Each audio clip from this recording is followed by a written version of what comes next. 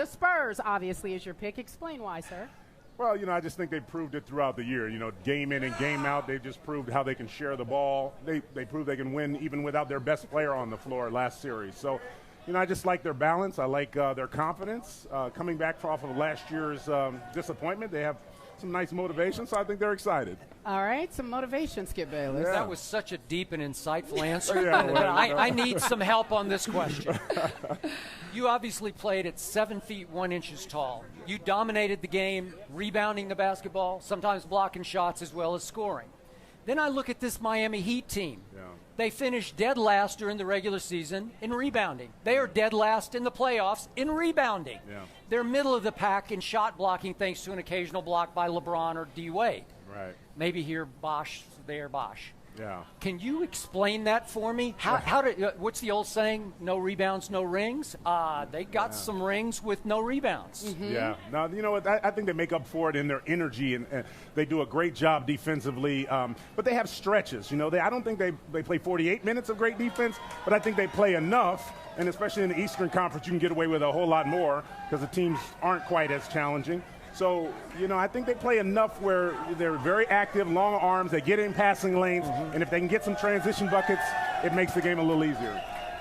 I got a question here. Obviously, you didn't get a chance to play against LeBron, so if you were able to put your coaching hat on, what would be your strategy going in to try to stop him or corral him as much as possible? Yeah, I think the biggest thing is cut down those transition buckets, man. If you give him 8 to 10 points easy in the transition, you're breaking your own back. And I think in the half court, just good solid defense. I think our guys do a nice job. They're not going to give him open lanes going towards the middle.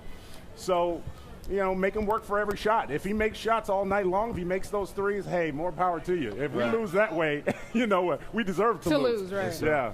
So you played until you were 37 years of age. 37. Tim Duncan is now 38 years of age. Let's just do the hypothetical. Let's say the Spurs do win it in 6 games. Tim has a championship, and he came to you for advice and said, what should I do, stay or go? What would you do? Would you advise him that it's a good time to go out? Well, I think, my situation is probably a little different than his. I mean, he has a team that they can win a championship. He's still doing a phenomenal job. He's contributing. Pop is managing his minutes. If you have a team around you that is still capable of performing at a high level, I'm not surprised. I wouldn't be surprised to see him come back. I think that'd be a great decision for him. His kids are a little bit younger than mine were when I retired. So I don't know. I could see him playing a year or two more. So analyze his game at this stage of his life. Well, I think he does a phenomenal job. I mean, when he needs to turn it on, he can. You saw that in the Thunder series towards the end. He can still post anybody up and score when he needs to. He still blocks shots. He's still a great presence. But the great thing is, I think, he has the support that he needs out there. He doesn't have to play 45 minutes a game. So I think it's an ideal situation for him if he does want to continue playing. In a one-on-one game, who wins between you two? Oh, man. Oh, no. You mean now? In your primes. In our primes. I win that one easy. Wow. Wait, did you say easy? Oh, Easy. Wow. Yeah. No, Because?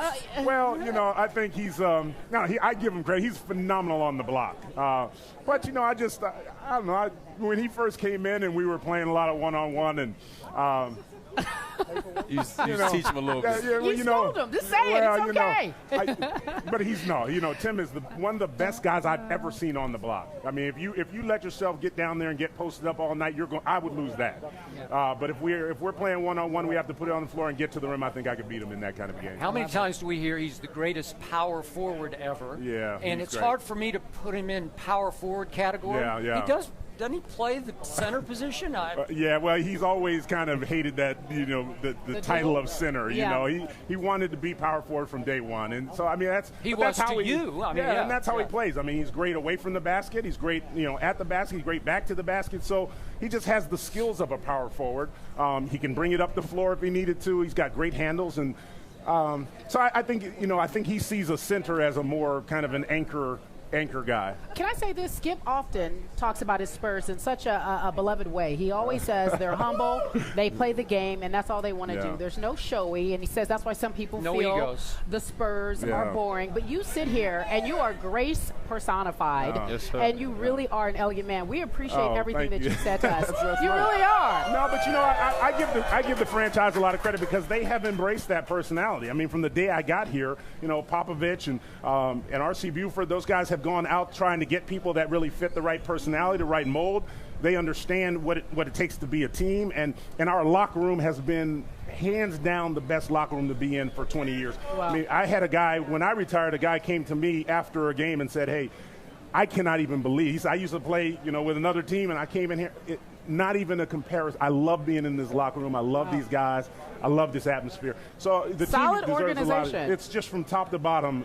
They try to do the right things. Obviously, you see the love the community has for this team. Yeah. The team has the same love for the community. So, yeah, from top to bottom, I think they've done a phenomenal job. And allow me to say about these fans, these are the best fans in the NBA. Yeah. Oh, yeah. Absolutely.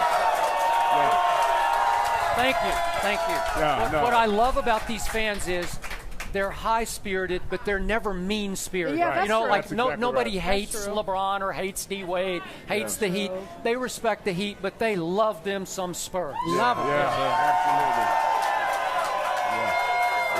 Yeah, our fans deserve a lot of credit. I mean, I've been here 25 years or so, just kind of around these guys, and I think I've seen us be booed maybe one time at home, and we deserved it. Okay, that was fair. 25 years ago, but no, they're fantastic. They love you through thick and thin. You win or lose, you're going to have a celebration. You're going to have a party here.